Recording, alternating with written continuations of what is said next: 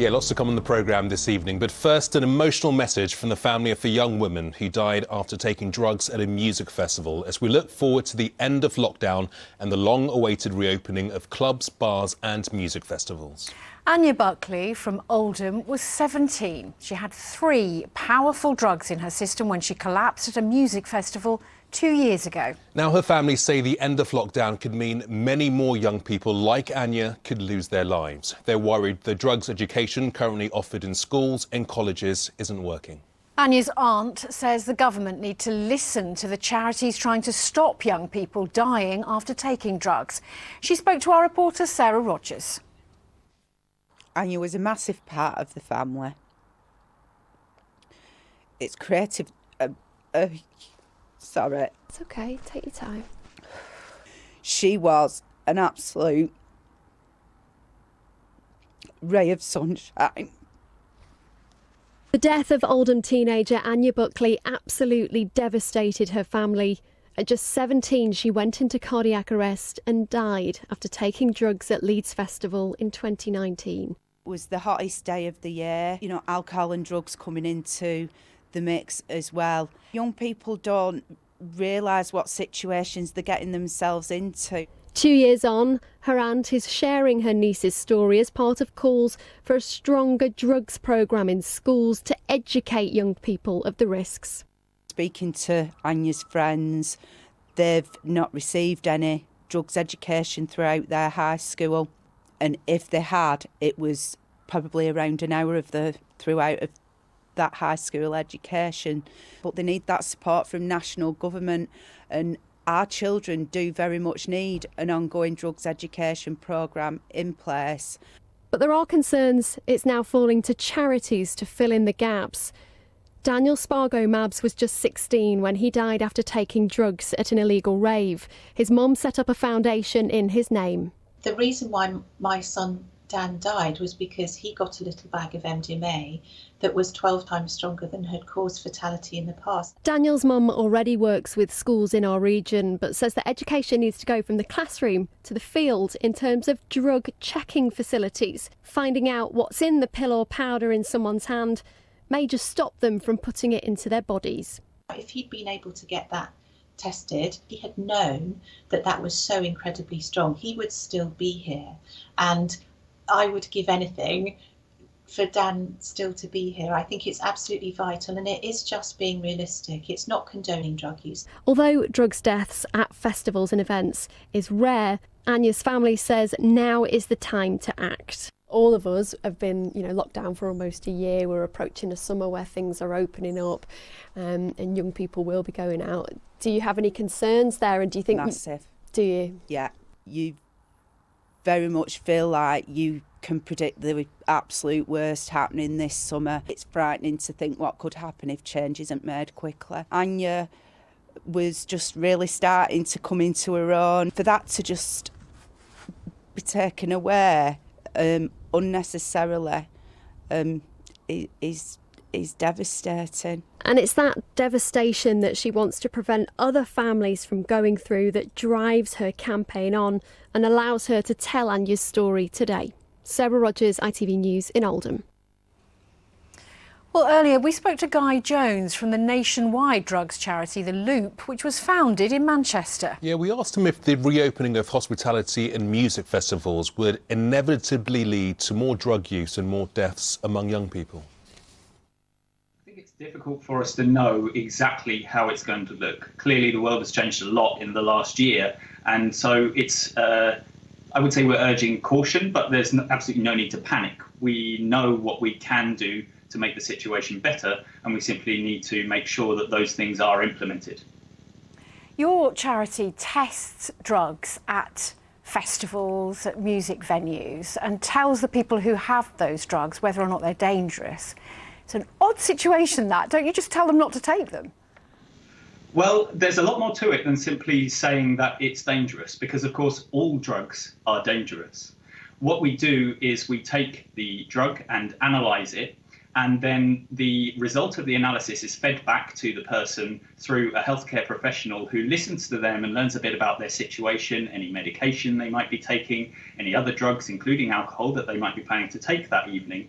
And then they explain to them what the test result is and puts it in context for them and helps them to understand the risk and make their own decision about the risk that they're going to take. And we also give the option, of course, for people to dispose of and destroy any remaining substances in their possession. And after finding out much more about the substance and getting that education, many of them do decide to, actually, I don't want to take this anymore, and I'd prefer to give it up for destruction. There will be many people who will say that no illegal drug taking can be assumed to be safe. That has been the government line for a long time now, hasn't it? That is entirely true. At no point will we ever say that there is such a thing as safe drug use, but what we are is pragmatic, and we accept that regardless of the fact that there is no such thing as safe drug use, people will continue to take them. And so what we're trying to do is reduce the risk somewhat and try and reduce the load on medical services and avoid those preventable tragedies that occur as a result. Do you think then that there should be a change in strategy? We've been pushing a just say no strategy to drugs for the last 50 years. If there was any other government policy that had failed so poorly for 50 years, I think people would be pushing for change on that as well. Drug deaths are the highest they've ever been. So in my view, as a scientist, something needs to be done. And you say, Guy, that the government strategy has failed when it comes to drugs. Do you think there is perhaps a political will to change that strategy? Absolutely. I think when you speak to people, including politicians, and you really get down to the core of the issue, health and people's well-being is what they want to focus on. And I think when you really start to drill down, that is at the core of it. And perhaps the focus needs to be less on reducing use and more on reducing harm. Guy Jones, you're doing fascinating work and we wish you all the best with it. Thanks for joining us this evening. Thank you very much. And if you've been affected by any of the issues raised in Sarah's report and the interview with Guy Jones, you can find more information and links on our website. Just head to itv.com/Granada. This evening's other news now. The public inquiry into the Manchester Arena bombing has heard that a police sergeant repeatedly told colleagues that more paramedics were needed in the minutes after the blast. Sergeant Cam Hare said he and his team of constables offered basic first aid and used makeshift stretchers to carry the injured, but he expected paramedics and ambulances were on the way. Was it your expectation that paramedics and or ambulance technicians would be coming into the city room? Yes. What was that expectation based upon? Because there was a number of injured people there, casualties, that needed medical treatment. And I was hoping it would matter of time before the paramedics would be there to assist. Former Liverpool Mayor Joe Anderson says he will not rule out standing as an independent candidate in the upcoming elections. Mr Anderson was arrested in December on suspicion of conspiracy to commit bribery and witness intimidation, but has always protested his innocence. In an interview with the national newspaper, he also accused the Labour Party of acting too quickly to suspend him. The latest episode of our podcast, From the North, is available. This time we discuss what can be done in our towns and cities to help women feel safe, a huge issue in the news recently, of course. Here's former Merseyside Police Inspector Irene Affle telling Elaine Wilcox why Sarah Everard's death has struck a chord with so many. Any of us could be in that situation where we've been to a friend's, we're on our way home, we're walking through an area that we're familiar with, and then something so terrible happens whereby, you know, she lost her life. And I just think that really, really resonates for people, that it could happen to anyone at any time. And there's a lot of fear around that, fear around women walking alone the streets at night time. Yeah, that is really worth a listen via your chosen podcast provider. Next this evening, have you completed your census form yet? Well, you have until Sunday to fill out the important information that includes who lives in your house, your occupation and the state of your health. The first census was in 1801, so is it still relevant now? And what can it tell us about our past and our current situation? Jennifer Buck has visited a street in Wavertree in Liverpool to find out. Charles Berrington Road in Wavertree is full of character and community. The houses here date back to 1910. Today, the road is home to many families, amongst them a musician, a hairdresser and a support worker. The census from 1911 tells us about the type of people who were some of the first to move in here. There were teachers, there were people like bookkeepers, in other words, accountants working for firms. There was a district manager of the River Plate Meat Company. He lived just a couple of doors down here. Melissa Mensah still has the original deeds to her house, handwritten in meticulous detail.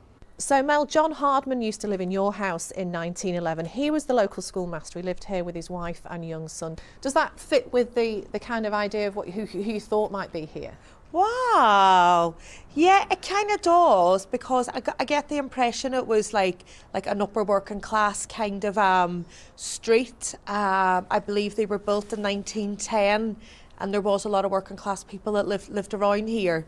So, as these residents fill out their census, they can cast an eye back on what previous surveys show. So in your house in 1911, the census tells us that 2 teaching assistants lived there with some young children. So that seems to fit with the kind of people who may be living here now. Yeah, I suppose so, yeah. Guess so. Yeah, there's so many schools nearby. As we're thinking about schools for our boys, there's so many options that we can look at, that we're very blessed to live here. I think it is important. I think it's good to get like an overview of who lives in the houses, and it's history for the future, isn't it? And like it's so handy to look back on for us now. So I think it's important that we carry that on. The census is carried out by the Office of National Statistics every 10 years and is useful for showing changes in population. The information that's gathered is used to make decisions about public services like education, transport and healthcare. The personal details in a census are sealed and kept private for 100 years. Kelly Brighton is in charge of census engagement in Liverpool and says the information gathered is vital. We're in the city centre here now, and there's a primary school that was opened just a few years ago, and that's from that information that's gathered. We've got to plan for the future, plan for roads, plan for the communities, and also it's often used for funding for charities, so the data is used in many ways. The ways of collecting and collating the information may have changed in the last 220 years. This year is the first digital census, but the significance of the data remains as important as ever. Jennifer Buck, ITV News in Liverpool. Yeah, so that's my job for this evening, get the census done. Have you done the census yet, Anne? No. Right, we're going to be busy, aren't we? Here's what's still to come on the ITV News at 6:30 with Lucrezia. Fears of a third coronavirus wave in Europe. Parts of France go into a new lockdown tonight. What does it mean for us? Also, do you want to tell me why you've been sending money to Syria? in an exclusive investigation, ITV News confronts an alleged money man who claims he can help free Islamic State supporters from Syrian detention camps. Join me for those stories and more at 6:30. Now, every 2 years, people on Merseyside have been treated to unique pieces by some of the world's best contemporary artists, from rotating trees to a hotel room built around a statue of Queen Victoria. The installations for the Liverpool Biennial are often weird and wonderful. Last year's festival was delayed because of the pandemic, but it finally opens tomorrow, one of this year's first arts events in the UK. Our Merseyside correspondent Andy Bonner was invited for a preview. Strange objects appearing around Liverpool, flags and billboards popping up without explanation, and bright red kayaks in the shape of giant bones landing in a public square. It can only be the Liverpool Biennial. The theme of this public art show, if it wasn't already obvious, is the stomach and the port. It's thinking about points of connection. So a port is a place where people and ideas come together, and the stomach is the place where your experiences of the world mix together in your body. The purpose of it is to get people talking. How do we think about this world that we're in at the moment? How do we think about our bodies? Things have changed. We've got different stories to tell after the past year. Renowned artists from across the world have devised work especially for the Festival of Contemporary Art. Most have done so remotely, including the sculptor behind this striking installation. Called Osteoclast, I don't know how I came to board this ship, this navel of my ark. It was made during the first lockdown in Madrid. Its creator had to supervise its installation over the internet, but has been pleased with the reaction on social media. People, they were like, oh my God, they are boats, but they are also vessels, they are kayaks. And so I think art is not only about giving answers, it's basically about posing mysteries in the city. And this is just such an amazing opportunity. I'm really looking forward to going to visit, of course. The locations of these artworks are important too. Rashid Johnson's bronze sculpture features plants resilient to salty water and harsh winds, perfect for being on the waterfront. The biennial was postponed last year and will open in 2 parts, with indoor displays hopefully launching in late spring. For now, this first chapter comes with a footnote. We're definitely not asking crowds of people to come and see the works at this point. We're just welcoming people to come and see these sculptures as they pass by, if they're going to work in the city, if they're exercising. And then as the city opens up, what we'll hope is that these sculptures and artworks across the city help breathe new life into it and welcome people back in. But we're in a couple of weeks off that yet. For those who aren't passing, there are podcasts, events and special digital commissions on the biennial's website. But hopefully it won't be long before a wider audience can enjoy this offbeat experience in person. Andy Bonner, ITV News, Liverpool. Well worth the wait, and you'll be delighted to learn there are now 281 days to go until Christmas. And the reason I'm telling you this? To give us all something to look forward to, Anne? Not exactly. There are 281 days to go until Christmas, but in the town of Southport, it's Christmas every night. And our reporter Victoria Grimes is in Southport for us this evening. Vicky, tell us more.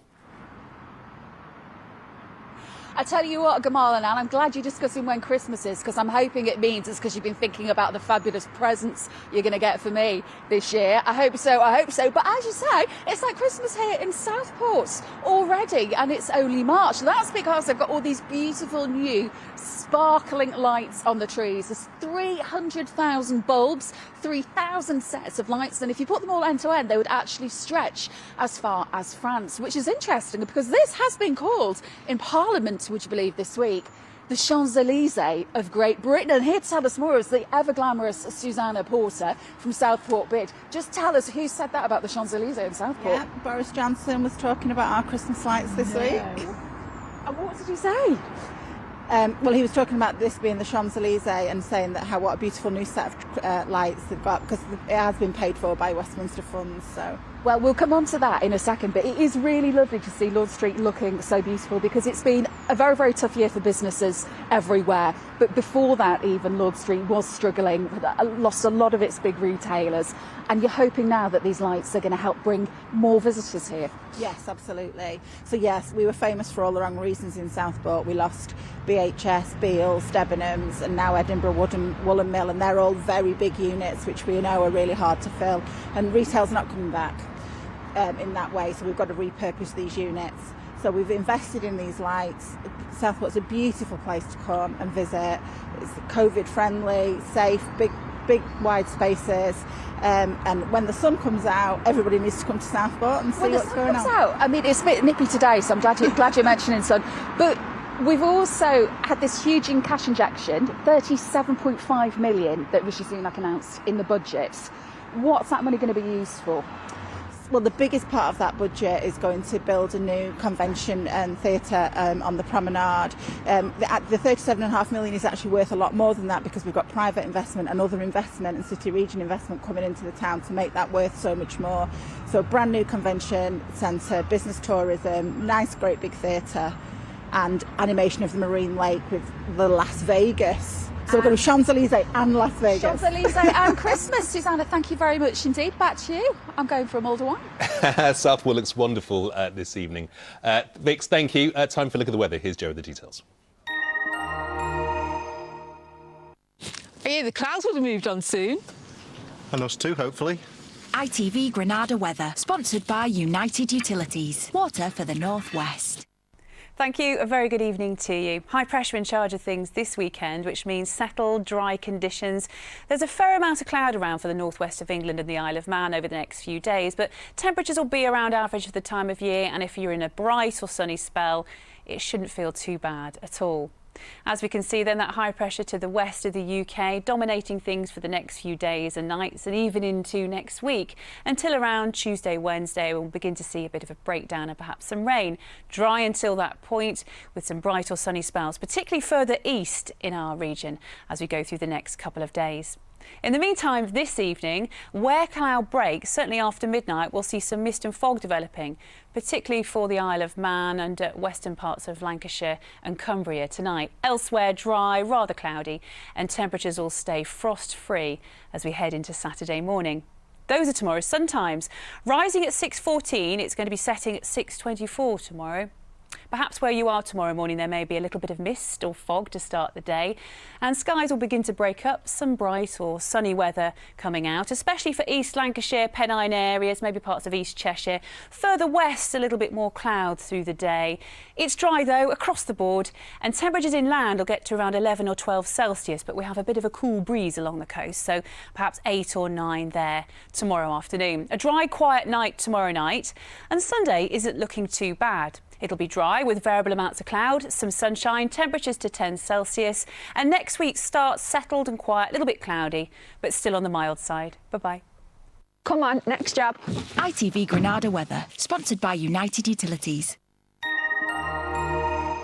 Joe, thanks for that. That's it for tonight's Granada Reports. I'll be spending the evening not thinking about Christmas, but I will be back for the late bulletin after news at 10. For now, have a restful evening and have a wonderful weekend. I'll see you later. See you on Monday. Bye-bye. Bye-bye.